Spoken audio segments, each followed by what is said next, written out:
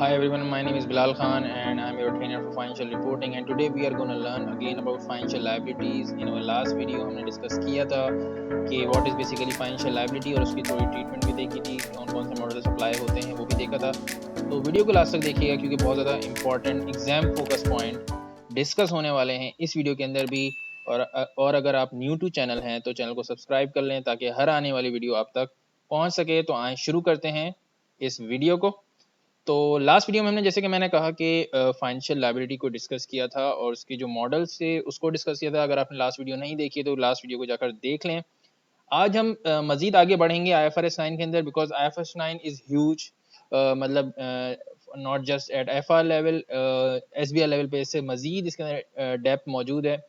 तो आज हम थोड़े से डीप डिस्काउंट बॉन्ड्स के बारे में पढ़ेंगे, that is more close to financial liability. So we will learn about deep discount bonds. Already हमने इसको जब amortization schedule बना रहे थे हम, तो we have covered that, और हमने इसको देखा था क्योंकि हमने जितनी भी एग्जाम्पल मोस्टली की हैं वो प्रीमियम बॉन्ड्स की थी और डिस्काउंट बॉन्ड्स, उसमें डिस्काउंट भी होता था। अगर आपने लास्ट वीडियोस में देखा हो तो हमारी जितनी एग्जाम्पल थी उसके अंदर मौजूद था, लेकिन हम इसके बारे में थोड़ी सी मजीद नॉलेज लेंगे क्योंकि that is a very important thing as far as IFRS 9 is concern. तो डीप डिस्काउंट बॉन्ड्स क्या होते हैं कि जिन जैसे कि नेम सजेस्ट कर रहा है डीप डिस्काउंट, मतलब जिसमें ज़्यादा डिस्काउंट मौजूद हो, डीप डिस्काउंट हो, मतलब एक्स्ट्रा डिस्काउंट हो एक तरह से। मतलब आप इसको जिस तरह से भी एक्सप्लेन करना चाहें कर सकते हैं। तो डीप डिस्काउंट मींस देयर, मतलब जहां पर ज़्यादा डिस्काउंट मौजूद हो जिस बॉन्ड्स के अंदर, like loan notes, like debentures, like redeemable preference shares. इन सब की तकरीबन एक ही नेचर है आपके सिलेबस के अंदर। तो आए इसको रीड कर लेते हैं। एक मैंने नोट यहाँ पे लिखा हुआ है ऑलरेडी डीप डिस्काउंट बॉन्ड पे। One common form of financial instrument is a deep discount bond. सही है। A deep discount bond has the following features. सही है। This instrument is issued at a significant discount to its nominal value. ठीक है, discount bond होता है। Typically it has a coupon rate of interest much lower than the market rate. Market rate से कम interest देता है क्योंकि एक तरह का डिस्काउंट भी दे रहा है। तो जो बॉन्ड खरीदेगा उसको डिस्काउंट मिल रहा है, तो एक बेनिफिट वो हो गया। दूसरा, नॉर्मली ये प्रीमियम बॉन्ड भी होता है, मतलब at the time of redemption जो आपको वैल्यू मिल रही है वो पार वैल्यू से ज्यादा मिल रही है। इस वजह से जो इंटरेस्ट होता है वो, यानी कि कूपन रेट जो होता है वो कम होता है। Basically that is the reason behind reduced coupon rate in these type of deep discount bonds. सही है। The full cost of borrowing is likely to include issue cost, discount on issue, annual interest payments and premium on redemption, जो कि मैंने already discuss कर लिया है। The initial carrying amount of the bond will be the net proceeds of issue. सही है। net proceeds जो भी होंगे, the full finance cost will be charged over the life of the instrument so as to give a constant periodic rate of interest.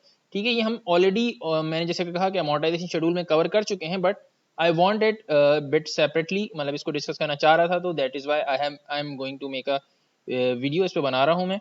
ठीक है। The constant periodic rate of interest, sometimes called the effective rate, can be calculated in the same way that as an internal rate of return is calculated. IRR जो होता है internal rate of return, या आपको F9 के अंदर यकीन, या FM का जो आपका पेपर है उसके अंदर आप पढ़ेंगे, और अगर नहीं पढ़ा तो यू विल बी, मतलब आप पढ़ रहे होंगे F9 के अंदर। ठीक है। इन FR exam questions the effective rate interest will be given, पहले से दिया होगा। The bonds like most financial liabilities will be measured eight amortized cost. amortized cost मैं ऑलरेडी पढ़ा चुका हूँ, ये उसी की बात कर रहा है, तो इसको मजीद हमें पढ़ने की जरूरत नहीं है। तो होपफुली डीप डिस्काउंट बॉन्ड आपको समझ में आ गए होंगे। अच्छा, डीप डिस्काउंट बॉन्ड में एग्जाम फोकस पॉइंट से अगेन रिलेट कर रहा हूँ इसको, कि लो नोट्स भी हो सकते हैं। तो आपने जरूर नहीं है कि बॉन्ड का वर्ड यूज हो रहा हो तो वो that is deep discount bond. तो लोन नोट्स भी हो सकते हैं, डिबेंचर्स भी हो सकते हैं, मे बी कन्वर्टेबल बॉन्ड्स भी हो सकते हैं। और लेकिन ऑलरेडी उसके अंदर इक्विटी एलिमेंट होता है तो शायद वो ना हो, लेकिन normally loan notes, debenture, redeemable preference shares, मतलब जो डेट नेचर के हमारे इंस्ट्रूमेंट्स हैं वो सारे इसमें शामिल होते हैं। ओके, होपफुली सबको ये समझ में आ गया होगा। किसी को कोई भी क्वेश्चन है, कंफ्यूजन है, you can ask me with in the comments. ठीक है। अच्छा, एग्जाम्पल नंबर 8 आपको दिख रही है स्क्रीन के ऊपर। ये this is for your practice purpose. If you want to practise more about the financial liability तो आप इस एग्जाम्पल को ले सकते हैं और as a practice question practice कर सकते हैं, because this is a very good example. और आप इसकी एज अ एग्जाम प्रैक्टिस इसको यूज कर सकते हैं। Next one is preference shares.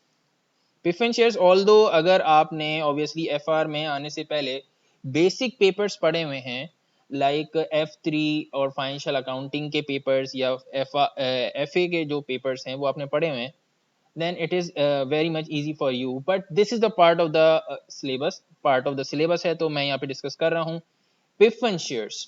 Like the name suggest, preference share मतलब वो शेयर्स जिनको प्रेफरेंस दी जाती हो। जैसे कि हमें पता है कि दो तरीके के शेयर्स होते हैं नॉर्मली, एक होते हैं ऑर्डिनरी शेयर्स, एक होते हैं प्रेफरेंस शेयर्स, सही है। तो प्रेफरेंस शेयर्स को ऑर्डिनरी शेयर्स पे प्रेफरेंस होती है, इसलिए इनको प्रेफरेंस शेयर्स कहते हैं। Because the shares are normally be issued to, मतलब उनको इशू किया जा रहा होता है जो कि जिनको प्रायोरिटी लाइक डायरेक्टर्स आप कह लें समझने के लिए, मतलब जो थोड़े से इंपॉर्टेंट शेयर होल्डर्स होते हैं उनको दी जा रही होती है। अब प्रेफरेंस शेयर्स में भी दो क्लासिफिकेशन है, रिडीमेबल प्रेफरेंस शेयर्स भी हैं, जैसे कि मैंने यहाँ पे आप देख सकते हैं चार्ट सा बनाया हुआ है। तो रिडीमेबल प्रेफरेंस शेयर्स भी होते हैं और इररिडीमेबल प्रेफरेंस शेयर्स भी होते हैं। जो रिडीमेबल प्रेफरेंस शेयर्स होते हैं इनकी नेचर डेट होती है, डेट, और ये जो इररिडीमेबल प्रेफरेंस शेयर्स होते हैं इनकी नेचर इक्विटी होती है। ये हमें पहले भी हो सकता है पता हो, तो घबराने की जरूरत नहीं है। अगर आपने पहले भी पढ़ा हुआ है तो कोई जरूरत नहीं है आपको इसको वीडियो को देखने की, लेकिन अगर आपने नहीं पढ़ा हुआ तो आप जरूर इस वीडियो को देखें, ठीक है। तो इक्विटी की नेचर होती है जैसे कि हमारे और नॉर्मल ऑर्डिनरी शेयर्स होते हैं जो कि एक्सचेंज में ट्रेड होते हैं, और इररिडीमेबल प्रेफरेंस शेयर हमारे एक्सचेंज में नॉर्मली ट्रेड नहीं हो रहे होते, और लेकिन इनकी नेचर इक्विटी होती है। इन पे हमें डिविडेंड मिलता है, इन पे हमें इंटरेस्ट मिलता है रिडीमेबल प्रेफरेंस शेयर्स पे, और ये डेट होते हैं जैसे कि और लोन नोट्स डिबेंचर्स होते हैं, उसी तरह की इनकी नेचर होती है। रिडीम होते हैं for example 3 years, after 3 years, 4 years, 5 years ये रिडीम हो जाते हैं।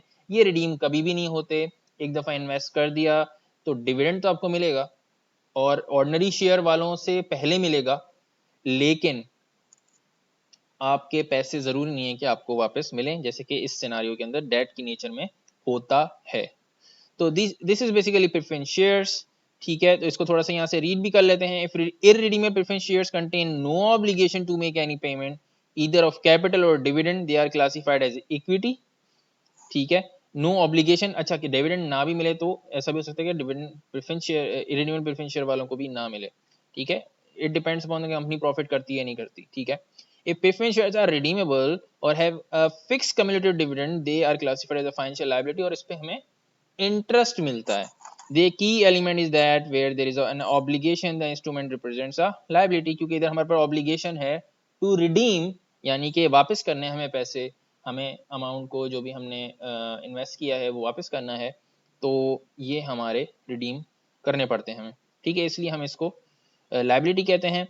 Preference shares, some preference shares are irredeemable, again ये वही बात है, in which case they are classified as equity when a preference share provides for mandatory redemption by the issuer for a fixed or determinable amount at a fixed or determinable future date, or gives the holder the right to require the issuer to redeem the share or at or after a particular date for a fixed or determinable amount. The instrument meets the definition of a financial liability and is classified as such as a preference shares or liability, सही है। तो hopefully आपको अब जिसको समझ में नहीं भी आता होगा प्रेफरेंस शेयर समझ में आ गया होगा। अगेन अगर कोई भी क्वेश्चंस हैं आप मुझसे कमेंट में पूछ सकते हैं। इंटरेस्ट एंड डिविडेंड्स की बात कर रहा है, अगेन मैंने ऑलरेडी बता दिया है, लेकिन little bit more clarification. The accounting treatment of interest and dividend depends upon the accounting treatment of underlying instrument itself. Equity dividends declared are reported directly in equity, जैसे कि रिटेन अर्निंग से dividend minus होता है उसी तरीके से treatment होगा। और dividend on instrument classified as a liability treated as a finance cost in the statement of profit and loss. Finance cost यानी इंटरेस्ट एक्सपेंस, यानी कि अगर ये सिनारियो है, ये डिविडेंड वाला सिनारियो है, तो ये बात बेसिकली कर रहा है इररिडीमेबल प्रेफरेंस शेयर्स की, और अगर ये बात कर रहा है तो ये बेसिकली रिडीमेबल प्रेफरेंस शेयर्स की बात कर रहा है, जिसकी डेट नेचर है और इसकी इक्विटी नेचर है। तो होपफुली आपको वीडियो अच्छी लगी होगी, और अगर वीडियो अच्छी लगी है तो वीडियो को लाइक कर दें, शेयर कर दें, ताकि जिनकी इससे हेल्प हो सकती है हो जाए। और अगर आप, जैसे कि मैंने शुरू में कहा था वीडियो की, अगर आप न्यू टू चैनल हैं तो चैनल को सब्सक्राइब कर लें ताकि हर आने वाली वीडियो आप तक पहुंच सके। I will be here with a new video very soon, और IFRS 9 पे ही होगी यकीनन, क्योंकि अभी little bit things are remaining in IFRS 9. Till then, goodbye, Allah Hafiz.